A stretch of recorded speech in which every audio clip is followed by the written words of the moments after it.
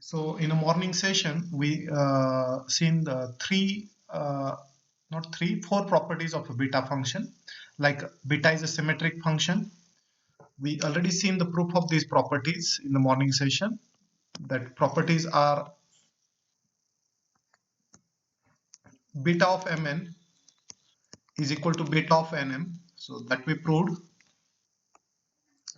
Trigonometric form of a beta function, beta mn, can be also given as integral 0 to pi by 2 times sine raised to 2m minus 1 theta into cos raised to. Excuse me, sir. Yes. Sir, the screen is not visible to me, sir. Okay. Just a minute. The issue is yes, I resume that. Okay, yes. Can you see now? Yes. Yes, sir. Yes, sir. Okay, good. So the first property we seen, beta mn is equal to beta nm, that we proved. Second, this trigonometric form of a beta function. Third is just a formula, so I will not write that. And next that we seen is yes, that relation between beta and gamma. So beta mn is equal to gamma m into gamma n divided by gamma m plus n. So that are the three important properties from a beta function. These are very important properties. These are used mainly, these are coming for the proof as well as it is required to solve the numericals also. Okay. Now we are going to see remaining three important properties one by one. So let me come to the fourth important property. This is not from beta actually. The property is from the gamma, and the properties prove that gamma half is a root pi. Gamma of half is a root pi, that we have to prove it. Many times the students stuck because they think that you have to prove this by a gamma function only. You cannot prove this property by gamma function. So the proof for gamma half is a root pi starts with uh, that we have as pi is coming there. So we have to use the trigonometric form of a beta function. So if we start with the trigonometric form of a beta function, I will write like this: beta of mn is integral 0 to pi by 2 2 times sine raised to 2m minus 1 theta into cos raised to 2n minus 1 theta d theta. Okay, that about the trigonometric form. Now yes, beta mn can be written as a gamma m into gamma n upon gamma m plus n. Okay, so what should be the values of m and n so that we get a gamma half here? So both will be half. Yes, M and N. that's correct. Very good. So it's 1 by better 2. if you put m and n both are as a half there. So if I say first this left hand side, this is a gamma m, that is gamma half into gamma half divided by gamma m plus n. So this is a half plus half, that is gamma 1, is equal to integral 0 to pi by 2 as it is. Now when you put m as a half, what will be the power of sine? 0. Yes. Zero. Sine raised to 0 theta. Sorry. And similarly, we get cos raised to 0 theta. 0 theta d theta. So what we done here, we replaced m, just a minute. We replace m is equal to n is equal to 1 by 2. So we put m and n both as a half there. So LHS become a gamma half square. This is a gamma half bracket square, and the RHS simply becomes 2 is coming out. It's a 0 to pi by 2. Sine raised to 0 and cos raised to 0 is 1. So only d theta left. What is the integration of d theta? It's a theta. Limit is a 0 to pi by 2. So this will gives us 2 into pi by 2. So 2 gets cancelled. This 2 gets cancelled with this 2, and we get a gamma half square is a pi. Gamma half square is pi, and hence the required result, which is a gamma half, is a square root of pi. That's the answer. Is there any doubt?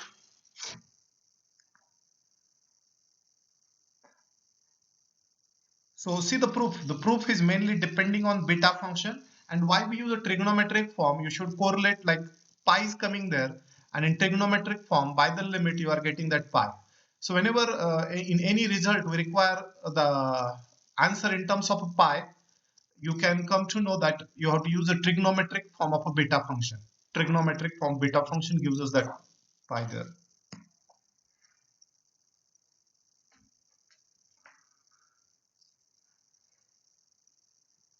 Any doubt?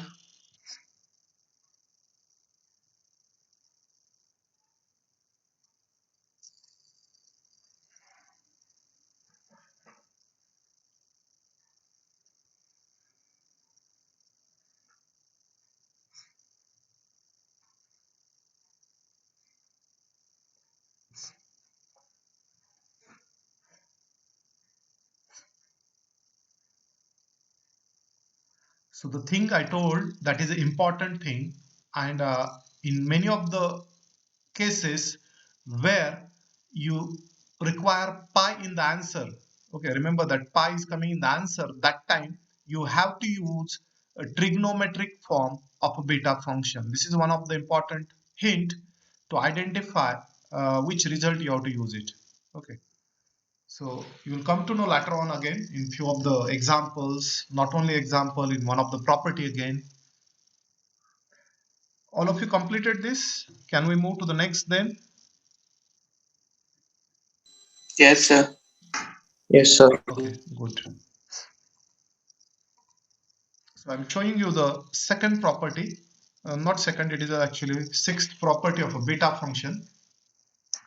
This is known as a second definition of a beta function. Like we have second definition for gamma function, we have here a second definition of a beta function, but it is it have different limits like 0 to infinity, and again it is an algebraic form only, but it is x raised to m minus 1 upon 1 plus x raised to m plus n dx.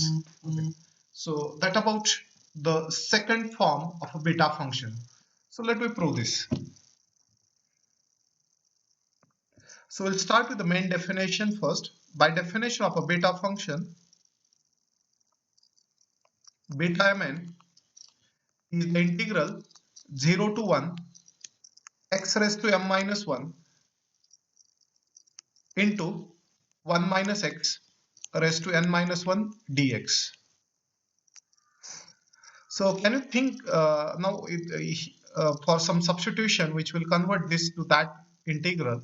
It is actually tricky one, but anyone can think for that substitution.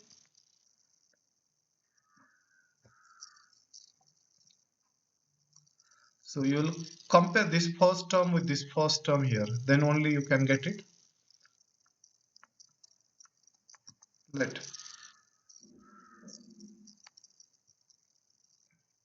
you will observe this x you have to convert as x raised to m minus 1, and there is again 1 plus x raised to m plus n.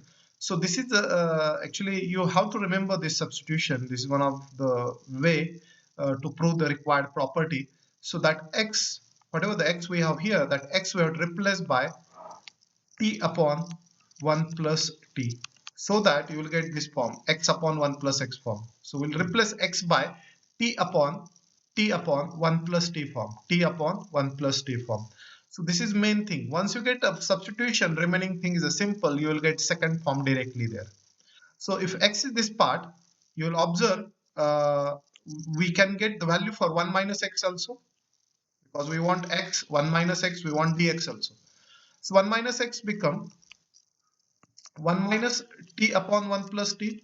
If you cross multiply and simplify, this 1 plus t minus t gets cancelled, and you will get 1 upon 1 plus t.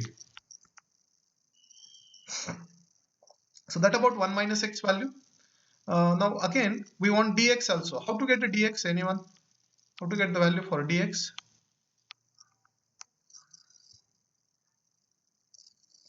Can you tell me the value for dx here?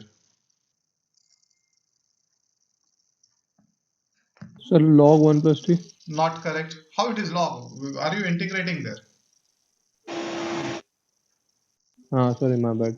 So then it would be minus 2 X is into. there. From X we want a dx value. So 1 by 1 plus t ka whole square. No, it dt. is okay. Minus. See, this is a quotient rule. You have to use it. Probably you are correct. So let me see. So you have to take denominator. Denominator is 1 plus t into derivative of numerator, which is a dt. Derivative of t is a dt. Minus numerator, that is a t, and the derivative of denominator is a dt again, and divided by 1 plus t bracket square. And now you'll observe that t dt gets cancelled and you get dt upon, yes, you are correct, but you should say dt upon 1 plus t bracket square. And that's the value for dx. Is it clear? Now one last thing is left, that about a limit. Now limit you cannot get clear from this one, because when you replace x by 0, yeah, you can say t as a 0, but when x is a 1, you will not get a limit for t. So what you have to do it, you have to convert this equation as t as a function of x. So let me write the same equation as x into, now cross multiplying, x into 1 plus t is equal to t. Okay, this is just cross multiplied. X into 1 plus t is a t. So we get x plus xt is equal to t. So I will say x is equal to t minus tx. So I can write from there as a, here I will take t as a common. So t is equal to x upon 1 minus x.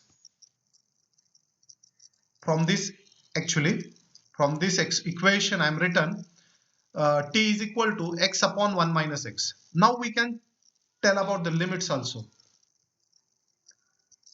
Tell me what will be the limit now when x and t. So when x is a 0 and when x is a 1.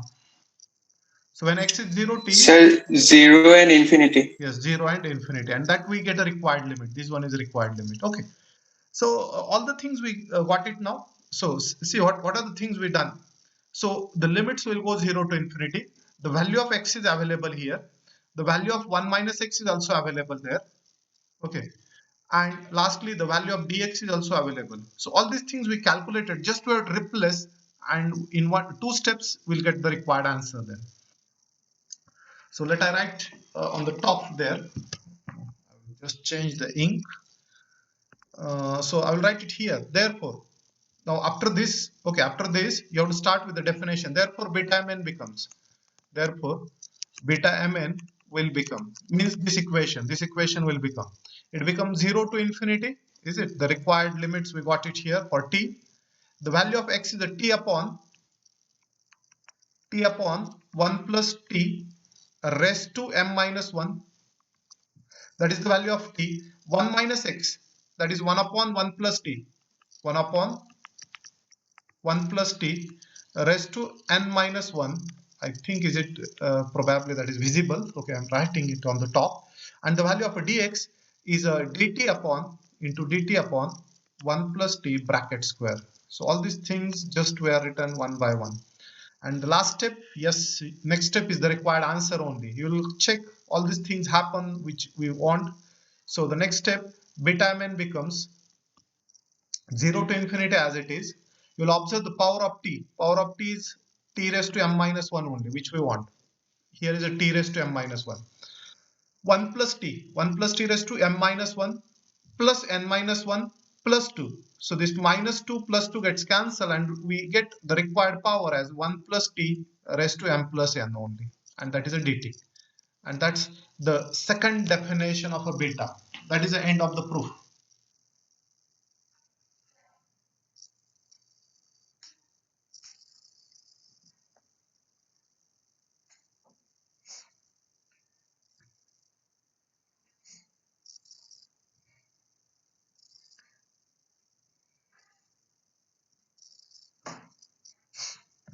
What is the most important thing in this proof? Substitution. Correct. So you should click the correct substitution, otherwise you can't move. Okay. So you have to remember these, you have to correlate these substitutions to the property so that you can remember it and you can use it correctly there.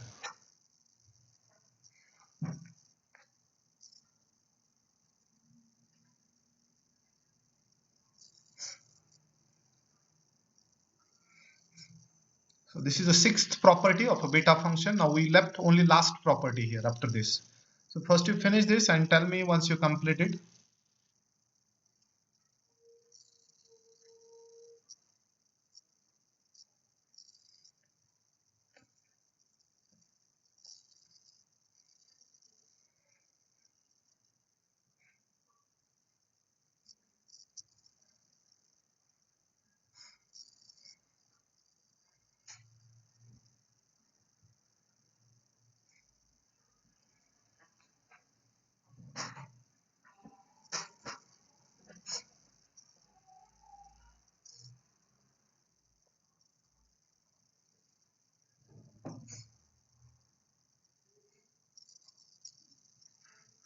Done?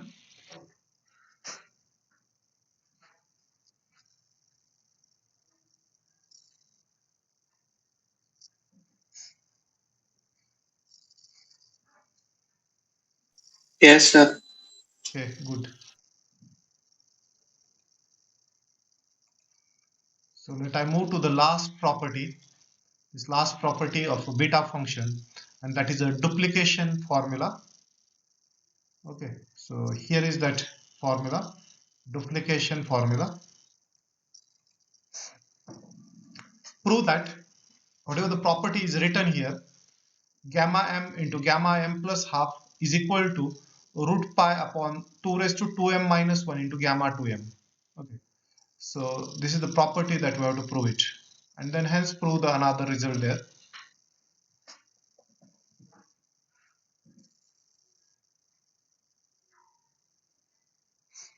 So can anyone tell me where to start?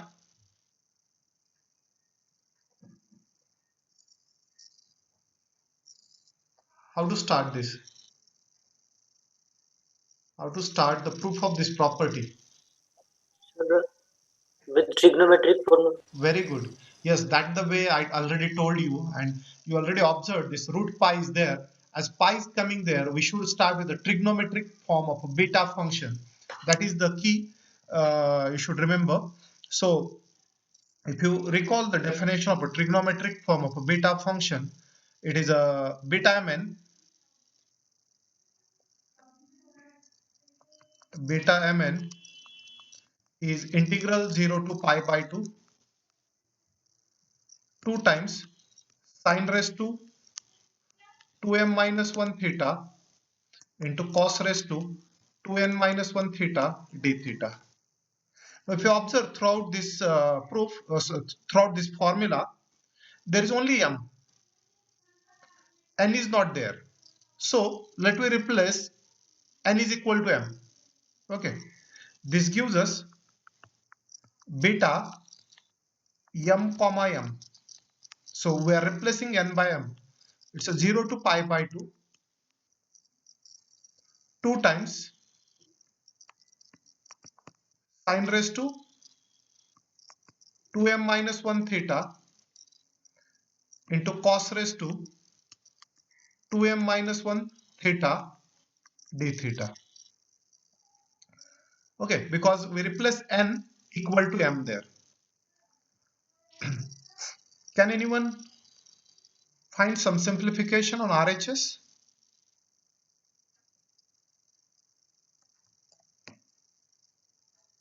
Yes. Is there any simplification? Sir, sine 2 theta by 2. Very good, very good. That's a good observation.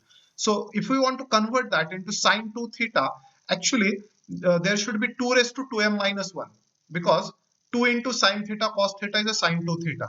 Okay. So what I will do it here, I will divide these two. This 2 is already there. So okay, I will do like this. 2 divided by 2 raised to 2m minus 1. Okay, that 2 is taken outside. Integral 0 to pi by 2. Now what we have? We have here 2 raised to 2m minus 1 into sine 2 theta raised to 2m minus 1 into cos 2 theta raised to 2m minus 1. So I will write like this directly: sine 2 theta raised to 2m minus 1 d theta. I hope this is clear. If you have the doubt, yes, you can ask. Sir, I have a doubt, sir. Yes. Sir, can you please explain that 2 upon 2 to the power 2m minus 1? Actually, we are going to use the trigonometric identity. We have formula for sine 2 theta. What is sine 2 theta? 2 sine theta cos theta, na?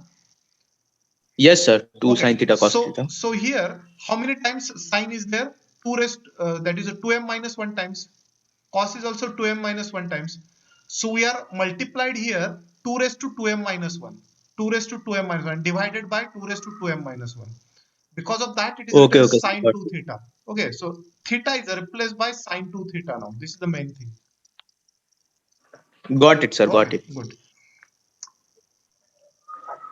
Now the next thing, uh, we uh, we will use some. We don't want a double angle here. Let me convert this into the single angle. So let me put 2 theta equal to some new angle. Okay, we'll put 2 theta is equal to t. So you'll observe d theta is a dt by 2, because 2 d theta is a dt. And what about the limit? When theta is a 0, t is a 0. When theta is a pi by 2, t is a pi. So I'll write it here, these limits.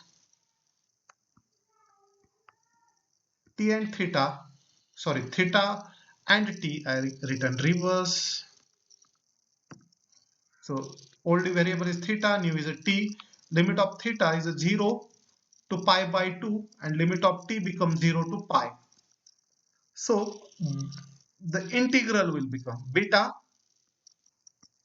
Now beta mm also can be written as, okay, we can do that later on also, like in gamma. So beta mm will become 2 raised to 2m minus 1 as it is. This becomes 0 to pi now. This is a sine t raised to 2m minus 1, and d theta become a dt by 2. So this 2 and this 2 gets cancelled. This 2 gets cancelled. Anyone? What should be the next step?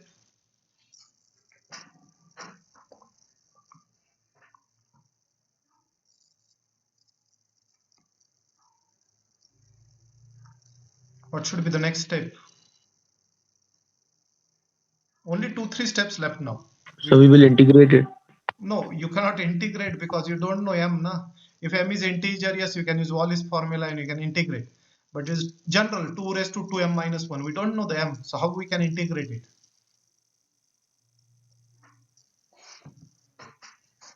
We put m is equals to 1 by 2.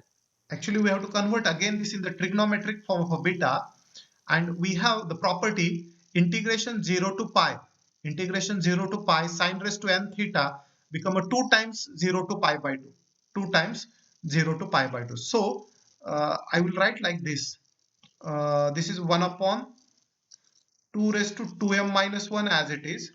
Okay, this is a 2 times 0 to pi by 2. 2 times 0 to pi by 2 sine raised to 2m minus 1 theta, and there is no cos term is not there, so I will write cos raised to 0 theta. Sorry, it's not theta now, it is actually in t. It is actually in the variable t there. So just I will rewrite it. So sine raised to 2m minus 1 t cos raised to 0 t dt. Is that clear? Actually, there is a property. The property says integral 0 to pi sine raised to 2m minus 1 theta is always 2 times 0 to pi by 2. 2 times 0 to pi by 2 for any value of m. For any value of m, provided obviously that m is integer there. Clear? Any doubt here? Sir, how did we get cos 0t? Because cos, there is nothing na, cos raised to, why I am written that? Because I have to use this definition again. We know this definition na? 0 to pi by 2, 2 times sine raised to 2m minus 1 into cos raised to 2n minus 1 is beta mn. So just I written in the form of a beta. Okay, sir. Okay, so actually this cos 0 is not there. Here is also not there. So it is 1 only. 1 can be written as cos raised to 0. Anything raised to 0 is 1. And now the last two steps here. Is there any doubt? Sir Yes. Sir तो even function होना चाहिए ना sir उसके लिए ये property लगाने के लिए Yeah, property के लिए yes, but on the interval 0 to pi, on the interval 0 to pi, you will come to know that sine is a even function. It is symmetric about pi by 2. You will observe whatever the area you will get from 0 to pi by 2, the same area you will get pi by 2 to pi. Okay, and because of that, you will come to know, you can see the property. Okay, even function is different thing. It is not required even. Even कहाँ लगता है? When we have minus pi to pi. Clear? Okay sir okay So sir you are little bit confusing with a different property. So if it is minus pi to pi, then yes, the integrand should be even. So that is not property we are using. It is different property of trigonometric function. 0 to pi is a 2 times 0 to pi by 2. That is a correct property. Don't worry about it. But you should, if you have the confusion, you can see the proof of that property. Okay. So actually I erased the important step which we want actually to use here. So the last step left here. So this beta mm we got. Now beta mm can be written as a gamma m. Okay, otherwise I will write in beta only again. Better we'll write all betas together. So this beta mm is equal to this 2 as it is. Actually this 2 I am taking inside. Okay, this 2 is inside. So 1 upon 2 raised to 2m minus 1 only. What is this? Can anyone tell me what is the value of this integral by beta? This beta of 0 to pi by 2, 2 times sine raised to 2m minus 1 t into cos raised to 0 to dt. Sir, m and half. M and half. Very good. You are correct. Okay. And we got this required answer here. So you'll observe one of the part we already proved. Actually, the question is little wrong here. The question should be prove that this one, hence prove this. Okay. Hence prove this. So actually we completed the proof of this part. You'll observe beta m comma half. Beta m comma half is 2 raised to 2m minus 1 into beta m comma m. Are you getting? So this part we proved here, and now hence prove the second part. So we have to proceed to get the another part there. So I will correct this question. The question is wrongly written here. I written wrongly. So first prove that this part, hence that part. Okay. So now remaining proof is very simple. Just we have to convert beta to the gamma because this is the solution in a beta form and this solution is in gamma form. So let me write in a gamma. So this is gamma m into gamma m divided by gamma 2m from beta to the gamma. This is a 1 upon 2 raised to 2m minus 1. This is gamma m into gamma half divided by gamma m plus half from properties of the beta to the gamma. We'll observe this. One of the gamma m gets cancelled. And now next step is the required answer. What we want. So the next step is the answer, and you'll observe the answer is this gamma m as it is. This gamma m. This gamma half will take on the LHS. And these remaining terms will take on the RHS. Gamma half is root pi. This gamma half is a root pi. 2 raised to 2m minus 1. And this gamma 2m. And this property is known as a duplication formula. It is used to calculate the values of like gamma 1 by 4 into gamma 3 by 4 values. If you want some values like that, so that can be calculated with this formula. If you want gamma 1 by 4 into gamma 3 by 4 value, that way.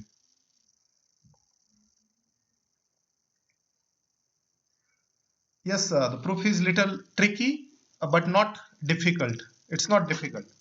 You should focus one by one, and definitely you will get that correct answer there.